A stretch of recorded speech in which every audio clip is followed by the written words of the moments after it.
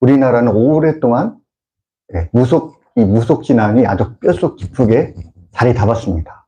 그리고 불교, 유교가 아주 우리는 그냥 뼛속 깊이 있는 거죠. 근데 여러분, 우리가 무속 신앙이 어떻습니까? 예를 들어서 우리 이제 조상들, 우리가 제사를 지내지 않습니까? 제사를 지내면 어떻습니까? 제사를 지내는 사람은 이 제사상을 누가 먹는다는 거죠? 조상 신이 와서 이 제사상을 먹는 거죠. 그죠? 그리고 우리가 이런 말을 합니다. 영혼이 이제 구천에 떠든다고 하죠. 영혼이 구천에 떠든다. 그러니까 영혼이 어디 갈 데가 없는 거, 막 그 영혼이 홀령이란 말에 더 익숙하죠. 이 홀령이 막 떠돌아다니는 거죠. 그러니까 우리의 이 생각 구조, 우리 한국인의 의식 구조에는 몸이 다시 산다. 몸이 다시 부활한다. 이것이 아주 이 개념이 찾기가 힘든 거죠. 그래서 이 부활에 대한 이야기가 솔직히 잘 마음에 안 다가옵니다. 그러나 여러분, 성경은 분명하게 부활이 있음을 우리에게 말씀하고 있습니다. 네. 여러분, 그것이 부활이 있으면 우리에게 기쁜 소식이라고 성경은 우리에게 말씀하고 있습니다. 제가 어렸을 때는 이 TV에서 권투 시합을 좀 많이 보여주었습니다. 아마 여러분도 어렸을 때, 여러분도 이제 젊었을 때 보셨을 겁니다. 제가 어렸을 때는 이 권투 시합을 TV에서 많이 보여줬는데, 그만큼 이제 권투가 이제 인기가 있었죠. 근데 그 세계 헤비급 챔피언 중에서 여러분 혹시 헤비급 챔피언 중에서 생각나는 사람이 있습니까? 예? 무하마드 알리. 무하마드 알리. 또 유명한 사람 있습니까? 조지 포먼. 네, 조지 포먼 누가 얘기하셨습니까? 네. 네, 조지 포먼 또 누가 있습니까? 네, 그 유명한 핵주먹. 네네. 나중에 핵이빨이 됐죠. 예. 마이크 타이슨이 있습니다. 그죠. 여러분, 그 헤비급 챔피언들이 경기할 때면은 미국뿐만 아니라 온 세계인들의 그 이목이 집중되었습니다. 근데 그 헤비급 챔피언 중에서 조지 포먼이라는 사람이 있습니다. 이 조지 포먼이 아주 핵주먹으로 한 시대를 풍미했던 그런 챔피언이었습니다. 근데 이 조지 포먼이 어렸을 때 굉장히 집안 형편이 어려웠다고 합니다. 그래서 아주 그냥 불행하게 어린 시절을 보낸 거죠. 그리고 그냥 부양아로 그냥 살았습니다. 얼마나 그 마음에 그 한과 원한이 있겠습니까? 그래서 이 조지 포먼의 성격이 굉장히 아주 괴팍했다고 합니다. 그래서 이 조지 포먼이 다른 건 못하는데 이 주먹 하나는 세니까 이 주먹 하나를 가지고 이제 이 세상에 나가서 이제 살아가는 겁니다. 그래서 이 조지 포먼이 이제 권투 선수가 되었고, 이 조지 포먼이 승승장구를 하게 됩니다. 근데 이 조지 포먼이 첫 번째로 이 좌절을 남겨준 사람이 있습니다. 여러분, 그 사람이 누구일 것 같습니까? 예, 무하마드 알리가 이 조지 포먼을 KO패 시켜버렸습니다. 그래가지고 이 조지 포먼이 첫 번째로 이제 패를 당하는 거죠. 그 다음에 이제 다시 이 조지 포먼이 권투 시합을 해서 또 4연승을 달리게 됩니다. 그러면서 이제 재기에 이제 성공하게 됩니다. 그런데 이 조지 포먼이 이제 한 시합을 이제 치르게 됩니다. 근데 이 조지 포먼이 이제 챔피언 시합을 치르게 되는데 모든 사람들이 이제 조지 포먼이 유리할 것이라고 생각을 했습니다. 근데 안타깝게도 이 조지 포먼이 모든 사람의 기대와는 다르게 이 조지 포먼이 이제 그 챔피언 결정전에서 패배를 당하게 됩니다. 아주 초반에는 유리했었는데 나중에 이제 12회에 이제 약간 이제 쓰러지면서 겨우 일어나긴 했지만 그래도 이제 전원 심판의 판정패로 인해서 이제 이 경기에서 지게 됩니다. 조지 포먼이 얼마나 이제 화가 났겠습니까? 그래서 이제 이 조지 포먼이 탈의실에 와서 모든 이제 기물을 부수고 이제 분노를 표출했습니다. 그런데 이제 조지 포먼이 이제 그 샤워를 하러 갔는데 그만 샤워실에서 의식을 잃고 말았습니다. 조지 포먼이 이제 그 자리에서 죽은 거죠. 그래서 조지 포먼이 죽었는데, 이제 그 사건은 그 이후부터입니다. 이제 조지 포먼이 의식이 죽고, 이제 조지 포먼이 죽는 그 순간에 이제 시커먼 것들이 이 조지 포먼에게 다가왔다고 합니다. 그리고 이 시커먼 것들이 이제 조지 포먼을 데리고 가는 것입니다. 여러분, 조지 포먼이 누구입니까? 두려울 것이 없는 세계에서 가장 강력한 주먹을 가진 사람입니다. 그래서 이 시커먼 것들과 함께 싸웠다고 합니다. 그런데 이 시커먼 것들을 도저히 이길 수가 없는 거예요. 그리고 무엇보다도 이 조지 포먼, 지금까지는 두려울 것이 없는 사람이었는데 이 시커먼 것들이 이 끌려가는 이 상황이 너무나 두려웠던 것입니다. 그래가지고 이 상황 가운데 조지 포먼이 절망을 하고 있었습니다. 두려움 가운데 사로잡혔지. 아무리 주먹을 쐬도 자기가 이 상황을 벗어날 수가 없는 것이었습니다. 근데 조지 포먼이 문득, 그러니까 어렸을 때 그 예수님 이야기가 생각이 나는 거예요. 아, 예수님께서 나를 사랑하셨지. 예수님께서 우리의 구원자가 되셨지. 그 어렸을 때의 그 잠시의 그 기억이 다시 되살아나면서 조지 포먼이 그 상황 가운데 소리를 쳤습니다. Jesus, save me. Jesus, save me. 주님, 저를 구원해 주세요. 주님, 저를 구원해 주세요. Jesus, love me. Jesus, love me. 주님은 저를 사랑하십니다. 주님은 저를 사랑하십니다. 이렇게 조지 포먼이 그 상황 가운데 외쳤습니다. 근데 여러분, 조지 포먼이 예수 그리스도의 이름을 외쳤을 때 조지 포먼을 사로잡았던 그 시커먼 것들이 다 사라지고 말았습니다. 그리고 조지 포먼의 의식이 다시 돌아왔습니다. 그게 약 1시간 정도 되었다고 합니다.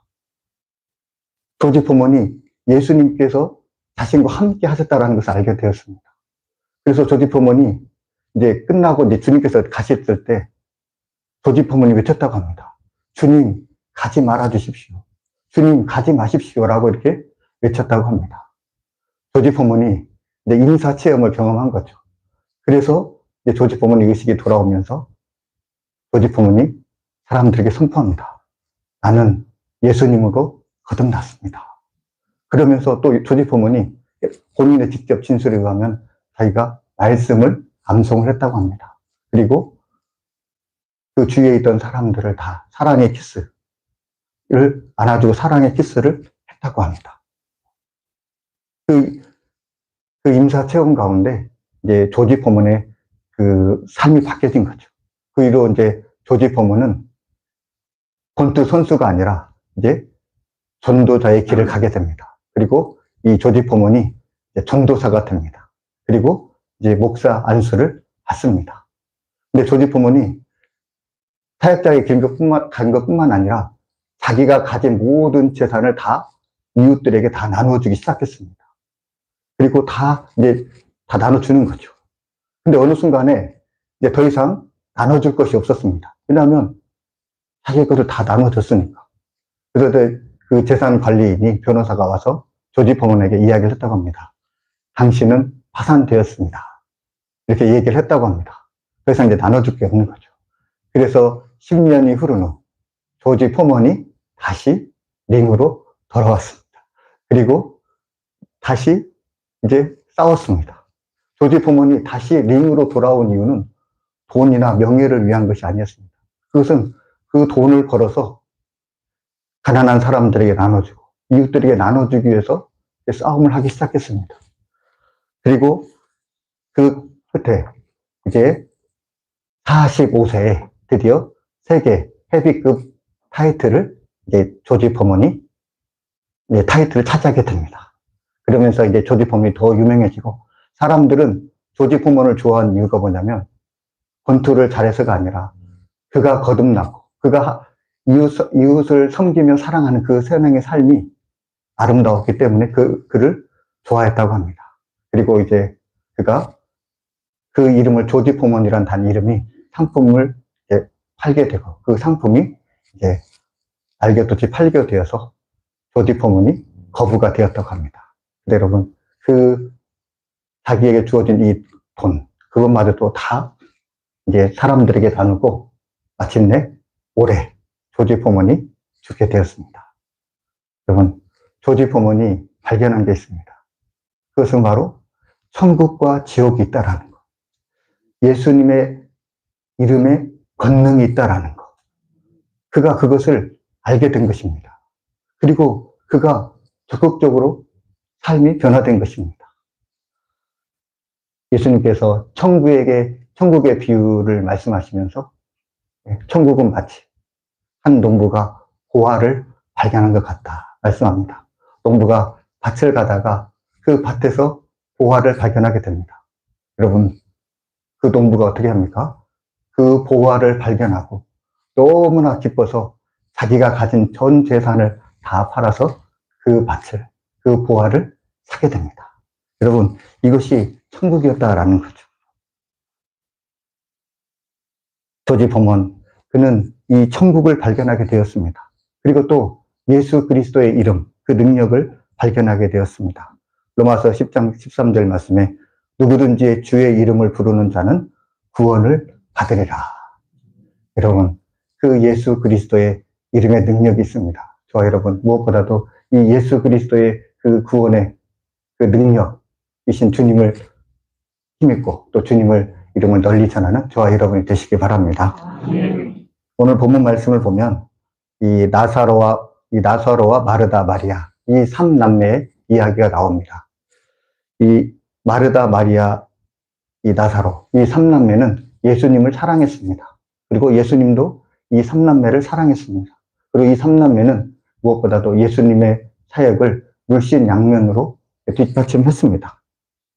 그런데 어느 날 뜻밖의 이 사건이 일어나고 말았습니다. 그것은 바로 이 오빠인 나사로가 죽고 말았습니다. 이 나사로가 이제 죽을 그런 시점에 이제 마리아가 너무나 다급했습니다. 그래서 예수님께 이 소식을 알렸습니다. 그리고 빨리 오셔서 죽게 되는 이 오빠 나사로를 살려달라고 이제 부탁을 한 거죠. 예수님께서 이 나사로가 죽게 된다는 이야기를 듣고 어찌된 명분인지 이틀을 이제 그곳에 유하시게 됩니다. 그리고 이제 마르다 마리아의 집에 오시는데 그것은 바로 이제 나사로가 죽은 지 이제 나흘이 되는 그 날에 주님께서 이제 오신 것입니다. 마르다가 예수님께 이야기합니다.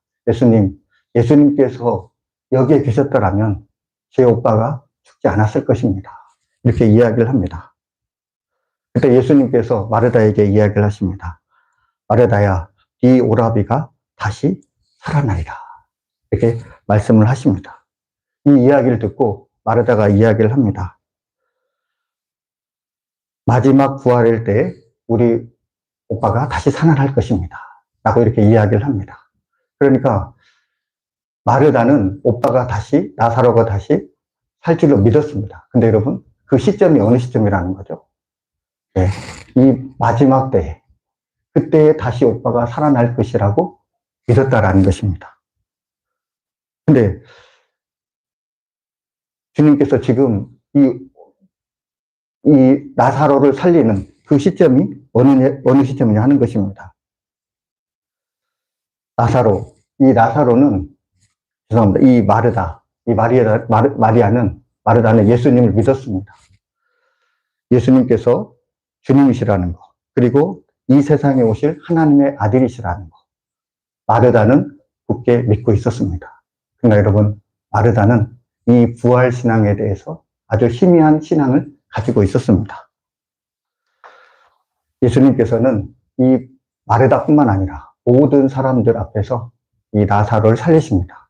그러면서 이 주님께서 부활의 주님이시라는 것을 마르다뿐만 아니라 모든 사람들에게 보여주십니다. 예수님께서는 이 나사로를 살린 이 사건을 통해서 부활이라는 것은 먼 미래에 있는 것이 아니라 바로 지금 주님이 계신 이곳에서 일어날 수 있는 이름을 말씀하고 있습니다. 여러분, 사람이 죽으면 어떻게 될까요? 저와 여러분이 죽으면 어떻게 될 것 같습니까? 네, 당연히 우리는 천국에 있는 거죠. 우리가 천국에 있다는 걸 어떻게 알 수 있습니까? 누가복음에 보면은 예수님과 함께 십자가에 못 박혔다. 이 좌우에 있던 강도의 이야기를 통해서 우리가 알 수가 있습니다. 우편에 있는 강도가 주님께 이렇게 말합니다. 예수님, 당신의 나라에 임하실 때 나를 기억하소서. 이렇게 말씀합니다. 당신의 나라에 임할 때. 주님께서 천국에 가실 때 나를 기억해 달라는 것입니다. 그때 주님께서 뭐라고 이야기를 하십니까? 오늘 네가 나와 함께 낙원에 있으리라. 주님과 함께 그 낙원, 그 천국에 있다라는 것을 말씀하시고 있습니다. 그러면 여러분, 주님께서 지금 천국에 계십니다. 아마 그 부활의 몸, 그 신령한 몸을 가지고 천국에 계실 것입니다. 그렇다고 한다면 이 우편 강도는 어떤 모습을 하고 있을까요? 뿐만 아니라 죽어서 주님 곁에 간 주님과 함께 있는 우리의 모습은 어떠한 모습으로 있을까요? 연기와 같이 그런 형체도 없는 그런 홀령으로 있을까요? 아닐 것입니다. 아마 예수님과 똑같은 그 신령한 몸으로 예수님과 아마 함께 있을 것입니다. 성경은 여러분 그것을 말하고 있다는 거죠. 성경은 우리가 죽었을 때 죽음 가운데 발생하는 것이 부활이라고 말씀을 하고 있습니다. 이 부활 사건에 대해서 하나의 그 메시지를 던지는 것이 바로 마가복음 9장의 말씀입니다. 마가복음 9장에 보면은 변화산 사건이 나옵니다. 예수님께서 이제 변화산, 높은 산에 올라가십니다. 베드로가 야고보와 요한을 데리고 이제 높은 산에 올라가시는데, 그때 예수님께서 그 형체가 변화되었습니다. 얼마나 그 예수님이 입은 옷이 광채가 나든지, 세상에서 빨래하는 자가 그렇게 희게 할 수 없을 정도로 예수님의 옷이 빛났습니다. 예수님의 형체가 빛난 거죠.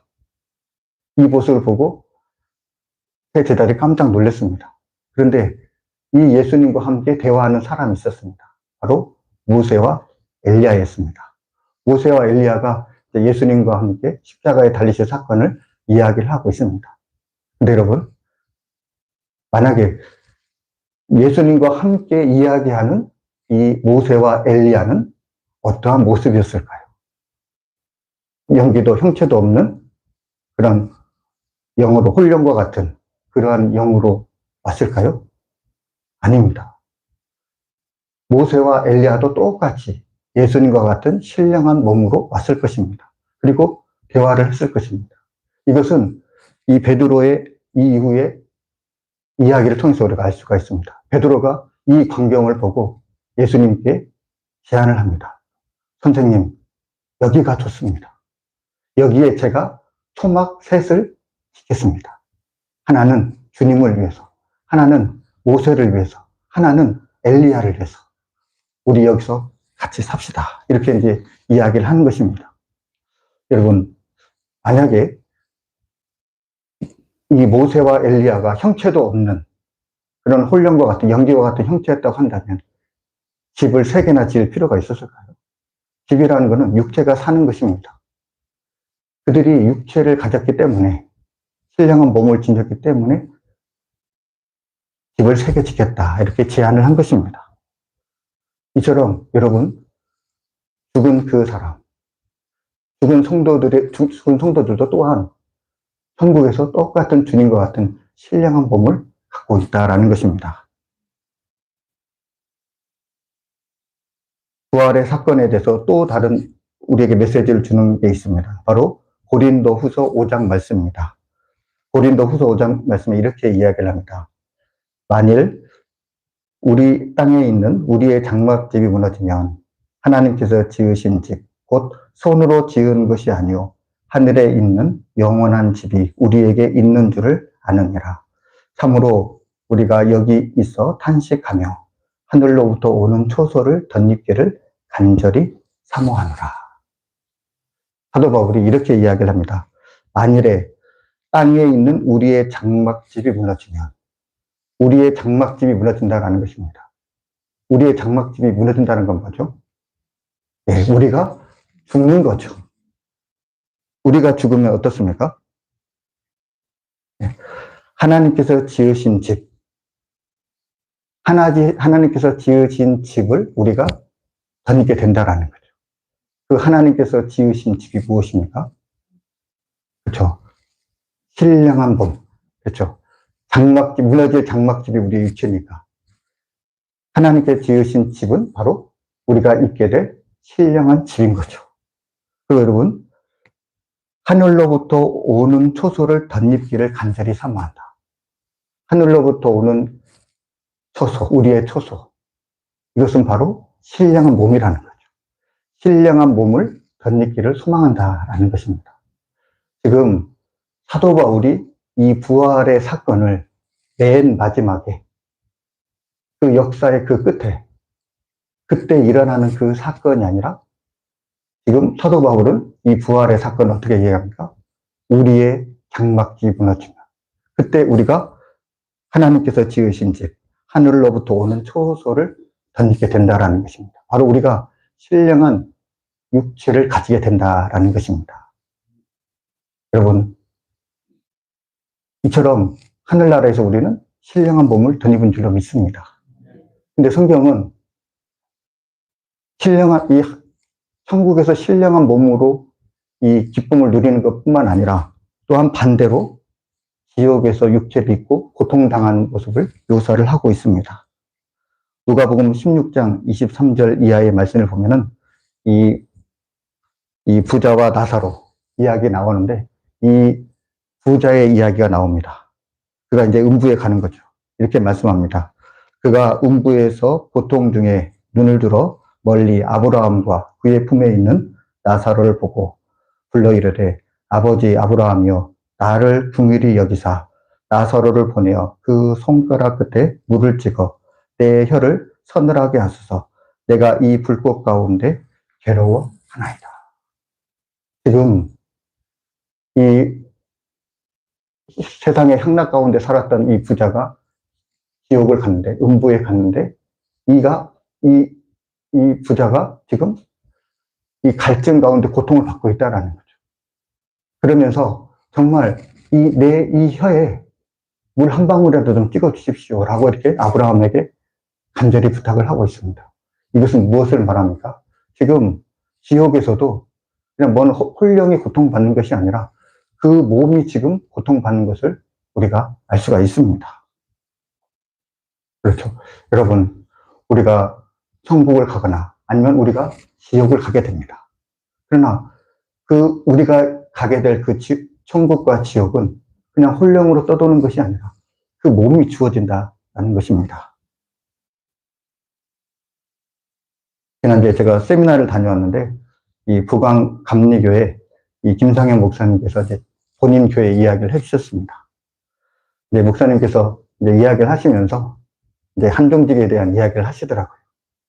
한정직을 이제 선출할 때 옛날에는 이 점수로 매겼는데 500점에 보통 400점 이상이 되었다고 합니다. 그러니까 예배, 출석, 헌금, 예배라고 하면 새벽기도, 수요예배, 주일 오전, 주일 오후, 또 봉사 이런 모든 신앙생활을 다 이제 점수화해서 이제 항존직, 장로, 이제 권사, 이제 감리교회는 이제 남자 권사죠. 권사를 세우는데 이제 남자 권사, 여자 권사 이렇게 세우는데 옛날에는 기본적으로 이제 항존직이 되려면 이 500점에 400점 이상이 그냥 됐다고 합니다. 그런데 최근에는 점수가 많이 낮아졌다고 그래요. 그래가지고 500점 중에 250점만 이제 맞으면은 이제 항존직에 이제 나갈 수 있는 거죠. 근데 여러분, 그러면서 목사님이 그런 얘기를 하셔요. 옛날에는 항존직이 되려고 하면은 새벽기도, 수요예배, 주일 오전, 오후, 뭐 봉사, 헌금 다 한다라는 거예요. 그게 너무나 당연했다라는 거예요. 근데 지금은 뭐 새벽기도, 수요예배 그건 아예 그냥 생각도 안 하고 그냥 주일 오전 그냥 그것만이라도 오면은 감사하다 그렇게 이야기를 하더라고요. 그만큼 믿음이 약해졌다라는 거예요. 여러분, 항존직이 무엇입니까? 주님을 위해서 어떻게 헌신하고 충성하는 그 직분이 주어진 게 항존직입니다. 그런데 생존직이 이렇게 충성은 뭐 둘째치고 본인의 신앙조차 지키기 어려운 버거운 그런 시대가 되어버렸다라는 거죠.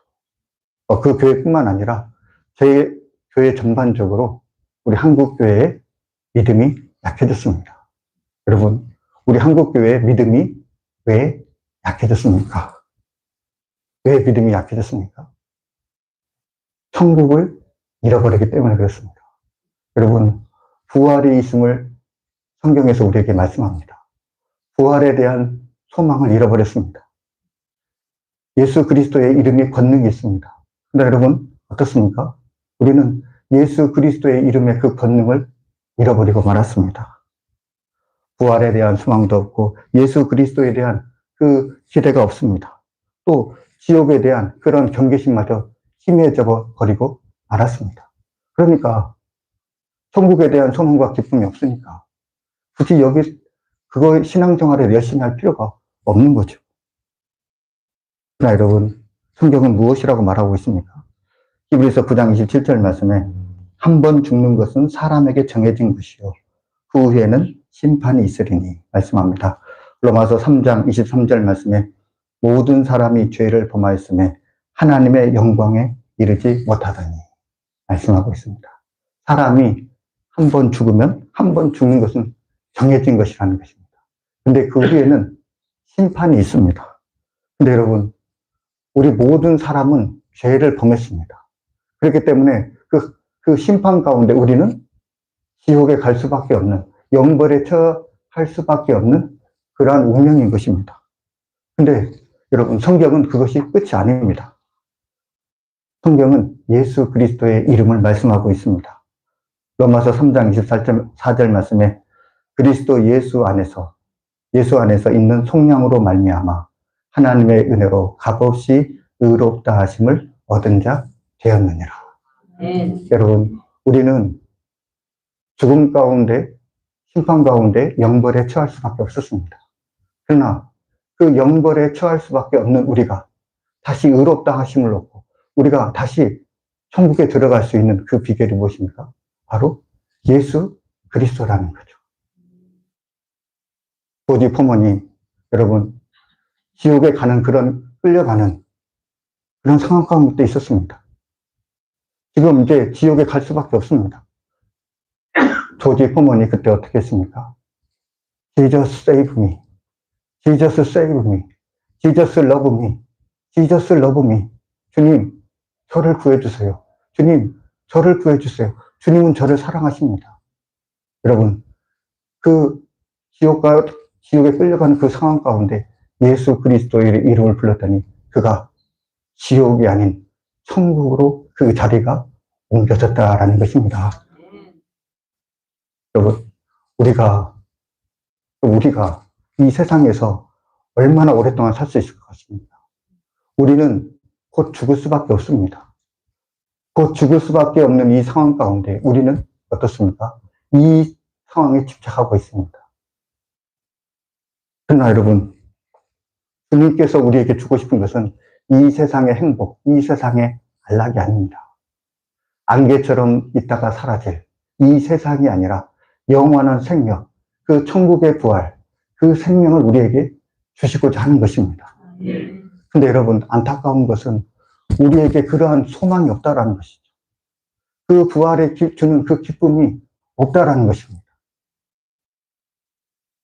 제가 말씀을 준비하면서 생각해 봤습니다. 그럼 나는 어떤가? 근데 저도 옛날에 부활에 대한 소망이 없었던 것 같아요. 부활절이 되면 기쁨의 절기라고 하고 모든 것이 주님께서 부활하셨음을 모든 성도들이 다 찬양하는데 저에게는 부활의 기쁨이 없었습니다. 그때 여러분, 제가 주님께 기도했습니다. 주님, 이 부활의 절기, 이 기쁨의 절기에 주님, 저에게는 기쁨이 없습니다. 부활에 대한 그 믿음이 없습니다. 그 냉랭한 마음에 대해서 주님께 기도를 했습니다. 여러분, 그 기도하는 그 가운데 주님께서 조금씩 부활에 대한 그 소망, 부활에 대한 기쁨을, 그 눈을 열어주셨습니다. 그리고 이제는 이 세상이 아니라 내가 다시 살아갈 그 천국에 대한 그 꿈과 그 비전을 품고 지금 살아가고 있습니다. 여러분, 이 부활의 신앙이 우리의 신앙이 될 수 있기 바랍니다. 여러분, 저와 여러분 무엇보다도 이 부활의 기쁨 가운데 살아가는 저와 여러분이 되었으면 좋겠습니다. 주님이 약속하신 이 부활의 기쁨을 붙잡고 살아가는, 견고히 살아가는 저와 여러분이 될 수 있길 주님의 이름으로 축복합니다. 기도하겠습니다. 주님, 우리의 믿음의 눈을 열어주셔서 우리에게 주신 천국, 영생을 발견할 수 있게 하옵소서. 주님의 이름을 부르는 자는 구원을 얻으리라. 주님께서 우리에게 약속해 주셨습니다. 주님을 믿는 저희들에게 영생을 허락하셨기에 우리의 죽음이 끝이 아니라 새로운 시작이며 슬픔이 아니라 기쁨입니다. 대림절 기간 주님께서 우리에게 부활의 은혜를 허락하신 것을 붙잡는 귀한 절기가 되게 하여 주옵소서. 이 모든 말씀 예수님의 이름으로 감사하며 기도합니다. 아멘.